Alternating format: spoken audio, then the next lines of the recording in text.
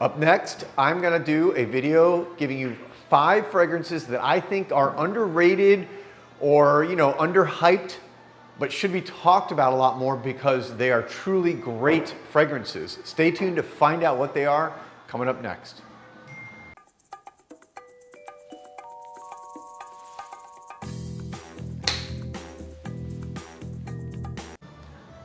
Welcome back, everybody, to Joel the Nose.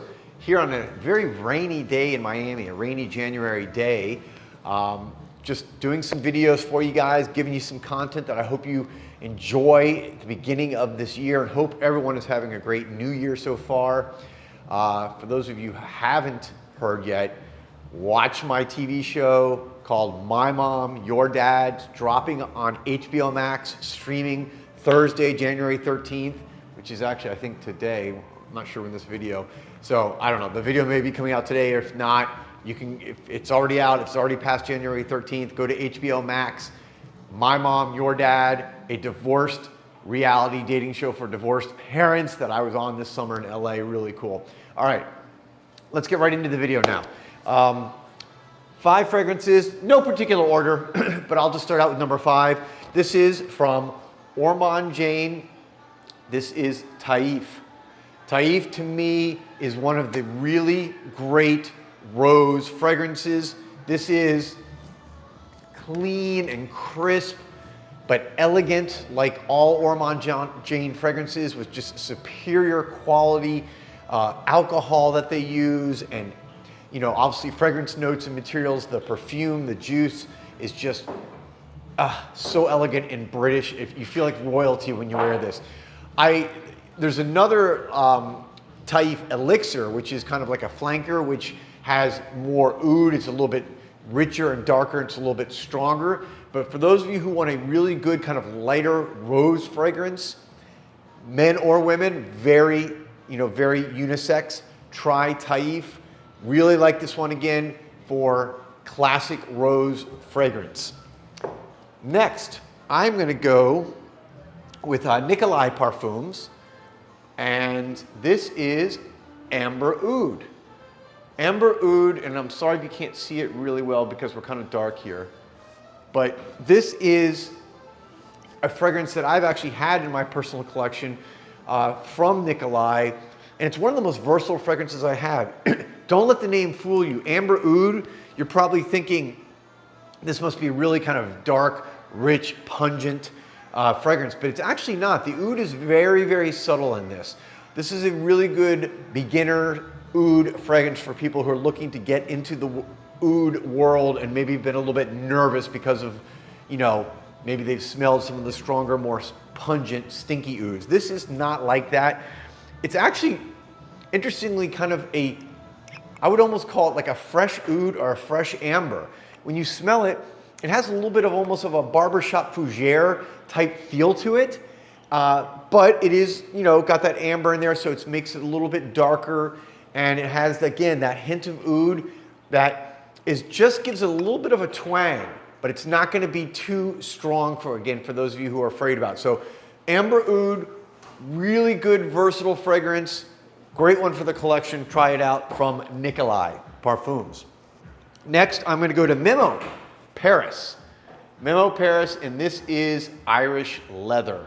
Irish leather, to me, Memo Paris has a whole series of, Italian leather, Irish leather, just, ocean leather. They do a whole series of leather fragrances. Obviously, this is a leather fragrance. But what I like about this one that sets it apart, it's got a very green feel. Kind of similar a little bit to Italian leather, but that has a tomato leaf kind of opening. This one has a green mate opening, which I love mate. I've talked about it before in fragrances that are, for example, in Mastro del Cuore, or in fragrances by Versailles, which is an Argentine niche house. Mate is like a green tea that's very popular in Argentina. People drink it all day long. They have these little cups with a metal straw, and they sit there and sip on it all day long. Wonderful fragrance. Wonderful note, wonderful tea, and that's what you get in this. So if you like kind of a green leather accord and feeling and smell, this is one for you to try. Great fragrance and great house, Irish leather. Now, we're going to go to, of course, you can probably recognize the bottle, from Xerjoff. This is Accento Overdose. Now, Accento, the original one, is an extremely popular kind of fresh fragrance that has sold very well. The Overdose one, I feel, is kind of like the overlooked baby brother or baby sister, however you want to look at it. But this one is, maybe because it's a little bit more fruity, it actually gives me a little bit of an Herba Pura vibe. And so in my mind, I'm surprised that this one doesn't actually get a lot more love, because Herba Pura is just literally one of the most popular fragrances I've seen in the last 5 years. It's just, when it comes into the store here at Osme, it sells out like almost immediately. So this is a fragrance though that when you put it on, it lasts all day.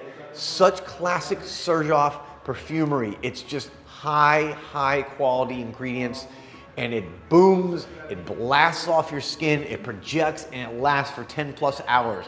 So if you like Accento, but you want to do something maybe a little bit fruitier, a little bit more into the Herba Pura vibe, try Accento Overdose.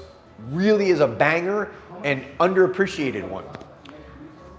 And that's going to leave me lastly with a fragrance that I truly love from Floris, London. This is Elite. First of all, I just love the color of the juice. It almost looks like it's like green Gatorade, or maybe even like mouthwash or something. But it is such a great kind of green, rich barbershop fougere. It's just, you know, Floris does the fougere probably better than any fragrance house that I know. It is, again, classic British house.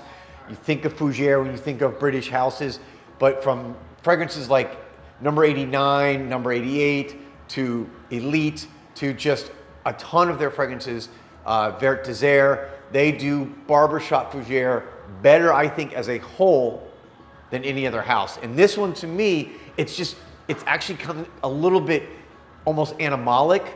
So as you wear it, it gets a little bit really kind of almost dirty and sexy, because it's such a green, fresh fragrance, especially the just blast of green at the opening when you spray it. I mean, it's just, wow, really fresh and green. But then as it dries down, it gets darker and a little bit sexy and animalic. Really unique fragrance. This is an eau de toilette, by the way. The others were all eau de parfum. This is eau de toilette. So there you have it. 5 great, what I'd say under the radar, underappreciated fragrances that need more love. Get your nose on them if you haven't tried them.